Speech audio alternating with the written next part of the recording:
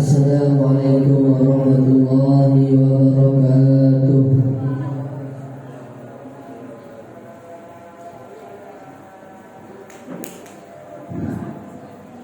Allahu Akbar, Allahu Akbar, Allahu Akbar, Allahu Akbar. Asyhadu an la ilaha illallah, asyhadu an la ilaha illallah,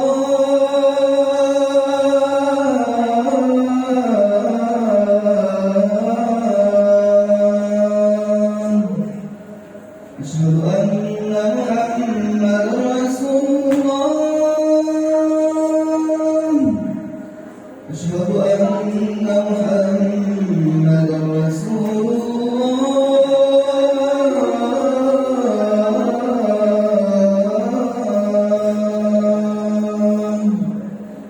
Hayya 'alas salam, hayya 'alas salam,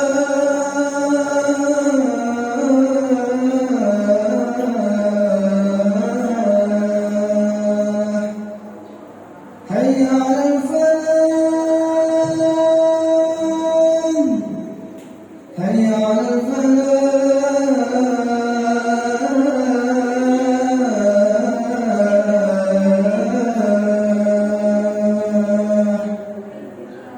Allahu Akbar, Allahu Akbar, la ilaha illallah.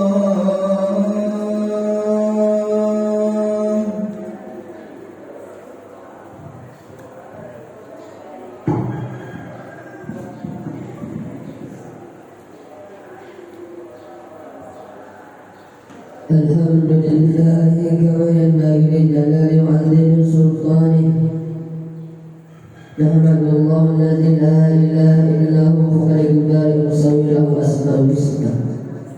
Yusabbihu lahu ma fis samawati wal ardh wa huwa al-'azizul hakim. Wa nashhadu an la ilaha illallah wahdahu la syarika lah. Wa nashhadu anna Muhammadan 'abduhu wa rasuluhu. Wa nusalli wa nusallimu ala sayyidina wa maulana Muhammadin wa ala alihi wa sahbihi wa baqiyatihi sholihin. Salatan wa salaman adada khalqihi bidatan kalimatihi wa ridwa'ati nafsi. Usili nafsi wa iyyakum bitaqwallah wa ahsukum ala ta'atihi. Ittaqullah fa innaha wasiyatullah. Waqsa biha awwalin wa akhirin wa zahira ismi wa batina. Innal ladhina yaksibuna isma sayajzauna bima kanu yaktarifun. Bismillahirrahmanirrahim. Ya ayyuhalladzina amanu taqullaha wa tanzur nafsun ma qaddamat lighad wattaqullaha innallaha khabirun bima ta'malun. Wa la takunu kalladzina sallallahu ansahum anfusahum ulaika humul fasiqun. Hadirin yang maksud Jumat yang dimuliakan Allah Subhanahu wa ta'ala, marilah kita senantiasa meningkatkan kualitas takwa iman kita kepada Allah Subhanahu wa ta'ala dengan melaksanakan segala perintahnya dan menjauhi segala larangannya, sehingga kita akan mendapat kebahagiaan di dunia dan di akhirat kelak nanti. Amin amin ya rabbal alamin. Hadirin yang maksud Jumat yang dimuliakan Allah Subhanahu wa ta'ala, inilah pesan dari Allah Subhanahu wa ta'ala jika kita sedang dalam kesulitan dan membutuhkan pertolongan. Disebut dalam Al-Quran surah Al-Baqarah ayat 153, ya ayyuhalladzina amanu ista'inu bis-sabri was-salah innallaha was-sabirin. Wahai orang-orang yang beriman, mintalah pertolongan dengan Allah dengan bersama dengan salat. Sungguhnya Allah bersama dengan orang-orang yang bersalat. Maka jika kita diliputi ketakutan, diinfek kesedihan dan dijeki kerisuan, segeralah bangkit untuk melakukan salat. Niscaya jika kita akan kembali tenteram dan tenang. Sesungguhnya salat itu atas izin Allah sangatlah cukup untuk hanya sekadar menghilangkan kesedihan dan kerisauan. Setiap kali dirundung kegelisahan Rasulullah sallallahu alaihi wasallam selalu meminta kepada Bilal bin Rabah, "Qum ya Bilal fa'inna bisalati." Bangkitlah wahai Bilal, tegakkanlah salat dengan sabar. Hadis riwayat Abu Dawud. Begitulah salat benar-benar merupakan pelindung hati dan sumber kebahagiaan bagi Rasulullah sallallahu alaihi wasallam. Jamaah Jumat yang dimuliakan Allah Subhanahu wa taala. Dalam sejarah hidup beberapa tokoh dari ulama terbuka. Umumnya mereka sama dalam satu hal, saat dihimpit banyak persoalan dan menghadapi banyak percobaan, mereka minta pertolongan kepada Allah. Dengan salat yang khusyuk, begitulah mereka mencari jalan keluar, sehingga ketakutan, semangat dan tekad untuk mereka memilih kembali. Salat khauf misalnya diperintahkan untuk dikerjakan pada saat-saat gunting.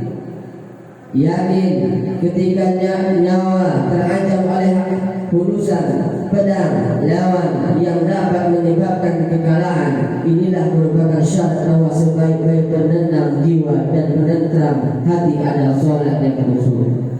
Bagi generasi umat Nabi Muhammad SAW manusia yang sedang banyak menderita penyakit kejiwaannya seperti saat ini, hendaklah rajin mengenal masjid dan menempatkan di atas lantai tempat sujud dalam rangka meraih ridhonya Allah Subhanahu wa taala. Dengan sujud minta dengan Allah apa yang kita minta.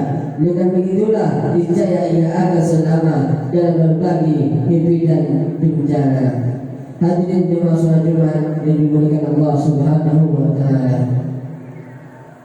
Firman Allah Subhanahu wa taala berfirman, "Mintalah kepada Aku niscaya mengabulkan. Barang siapa yang menyembahkan diri kepadaku dalam menyembahku, niscaya dia akan terjerumus di dalam api neraka dengan sejarah tidak."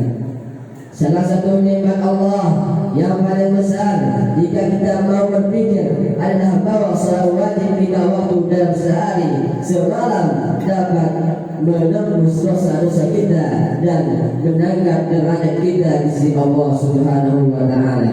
Allah Subhanahu wa taala berfirman dalam surah Al-Ankabut ayat 45, "Atlu ma uhiya ilaika minal kitabi wa aqimis shalah, inna sholata tanha 'anil fahsya'i wal munkar wa la dzikrullahi akbar wallahu ya'lamu ma tasna'un." Bacalah apa yang telah diwahyukan kepadamu, yaitu Alkitab Al-Quran, dan dirikanlah salat. Sungguhnya salat dapat mencegah dari perbuatan keji dan munkar. Dan sungguhnya mengingat Allah, salat adalah lebih besar keutamaannya dari ibadat yang lain, dan Allah mengetahui apa yang kau kerjakan. Bahkan salat 5 waktu juga dapat menjadi obat paling mujarab untuk mengobati berbagai kekalutan yang kita hadapi, dan obat yang sangat manjur untuk berbagai macam penyakit yang kita derita. Betapapun salat mampu meniupkan ketulusan iman dan kejernihan iman ke dalam ruang hati, sehingga hati pun selalu ridho dengan apa saja yang telah ditentukan Allah.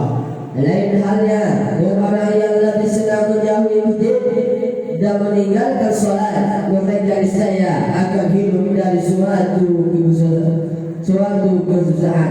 kesusahan yang lain, dari guncangan jiwa yang satu ke guncangan jiwa yang lain, dan dari kesenangan itu suatu kesenangan yang lain. Cukuplah Allah menjadi penolong, dan Allah adalah sebaik-baik pelindung. Semoga Allah SWT melindungi setiap langkah kita menuju kebaikan. Semoga kelak kita dikumpulkan di surga bersama orang-orang mulia, yakni Rasulullah SAW, orang-orang yang pilih Allah. بارك الله لي ولكم في القرآن العظيم ونفعني وإياكم بما فيه من الآية والذكر الحكيم. أقول قولي هذا وأستغفر الله العظيم لي ولكم ولسائر المسلمين والمسلمات والمؤمنين والمؤمنات فاستغفروه إنه هو الغفور الرحيم.